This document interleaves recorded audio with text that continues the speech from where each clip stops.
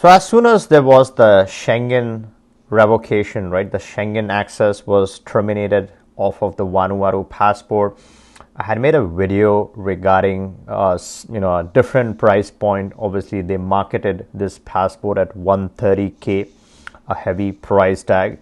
But at that time, they had the Schengen access. But with the termination, I had made a separate video where I had appealed to the Vanuatu government. I followed that up by reaching out to their offices, requesting or reconsidering the price point to, let's say, 75K mark, so that it becomes more competitive and more in line with the other options that are out there, right? So if you have Schengen access, 130K made sense, but with the termination of the Schengen access, a 75K price point would have made it a lot more competitive, and that was my opinion.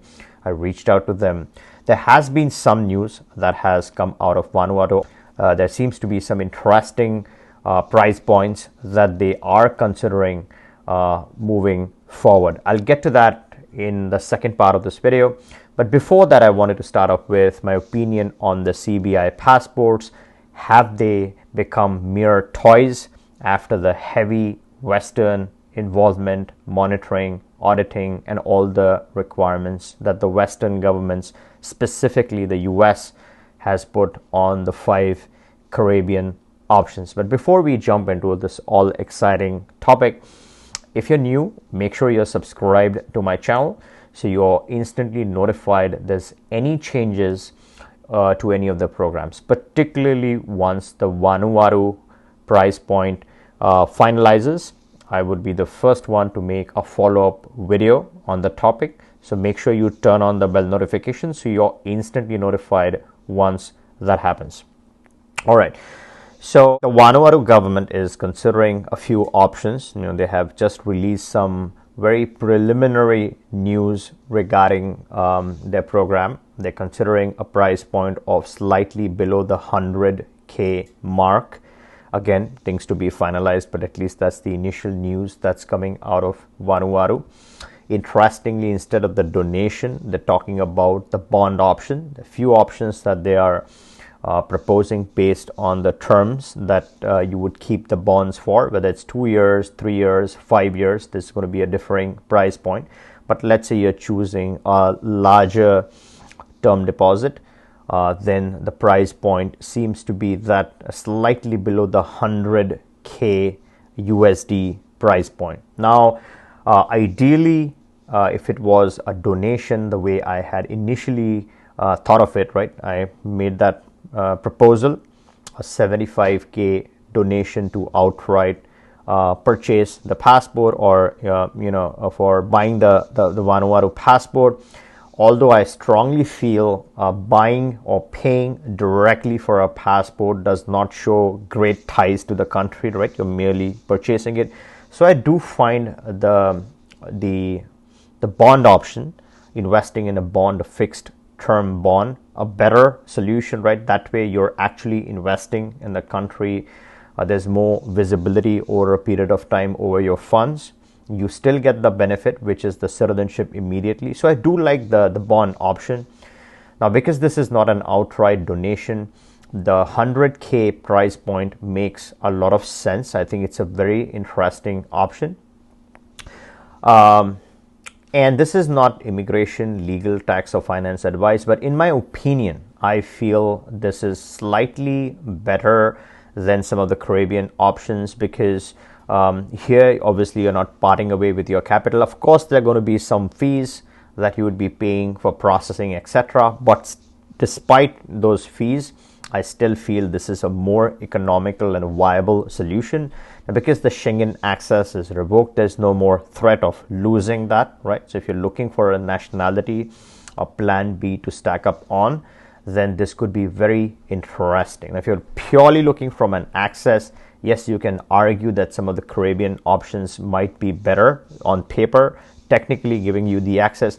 Now, whether when you turn up at the border, how are they going to process this? What questions are going to be asked? Are you going to get a smooth entry? How many times are you going to be able to travel to the same destination using the same document? That is all the practical take on that is only when you turn up at the border and try that out, right? A lot of people who will say stuff, but in all practicality, if you're purchasing passport for access purposes, then what you face at the border is something that you would need to experiment with.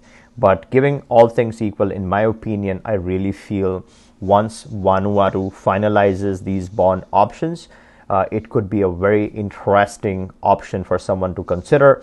I think I would slightly rate it better than some of the Caribbean options, which are very well known. There's some tracking mechanism in place to do with a lot of the Caribbean options as well.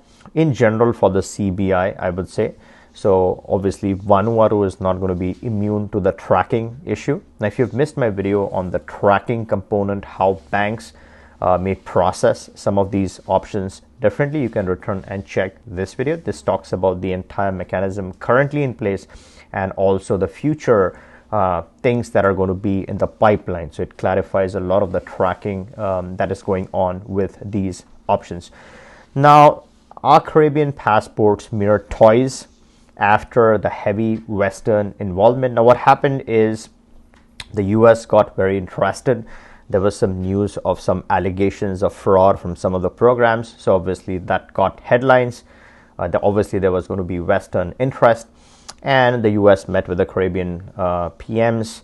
There's now going to be more auditing in place so that there's more visibility, transparency. Even the US could get to see some of what happens, right, when the processing takes place.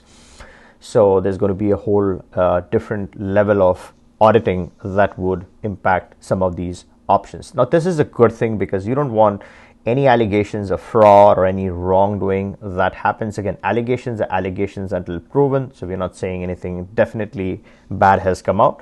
But because there have been these allegations, obviously more checks, etc., were expected. Now, I personally don't think these are mere toys. I think they are still useful and valid documents. A lot of people are invested in these. So there's obviously some investment that's there. Obviously, when you're practically using some of these options, as long as you're in the clean, then it is absolutely perfect. There's nothing to worry about. But if you're thinking you're going to use this as a bypass or to mask or to hide something, then it might really backfire, because that's the last thing you would want to do using some of these options, right? They are reputed as, or they're tagged as CBI passports by a lot of people, not everyone, but a lot of people know what is the deal, right? Why someone would most likely get these options. If you're using them for the wrong purposes, then that's an absolute no-brainer stupidity. If you're using them purely in genuine circumstances, and you're buying this for the genuine reasons, and everything is legal, everything is correct, you're playing by the books, playing by the rules, then absolutely there's nothing much to worry about. But they're not mere toys. They have some use cases. They're useful documents. They could be viewed as a good interim step by a lot of people, right? But moving forward, if Vanuatu confirms and finalizes those bond options, then I would rate that slightly higher than a lot of the Caribbean options that are out there. Simply two things. One is you are not purely purchasing them by paying cash, right? You're doing the bond donation. So there's some involvement, some genuine ties to the country that you're showing, right? It's an investment for a certain amount of time, and then you're getting your citizenship that way. So that makes it look much better from an investment standpoint.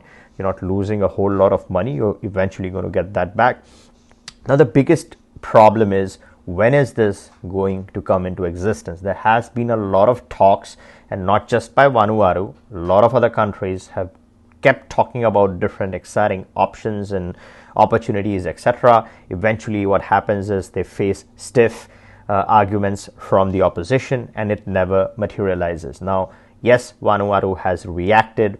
Vanuatu has proposed or provided some initial set of information. Whether this really passes and becomes law, whether they actually start issuing these bonds out to people, when that happens is a big question mark. But if you're subscribed to my channel, you should get notified the moment I am updated on any movements on this front. So make sure you're subbed.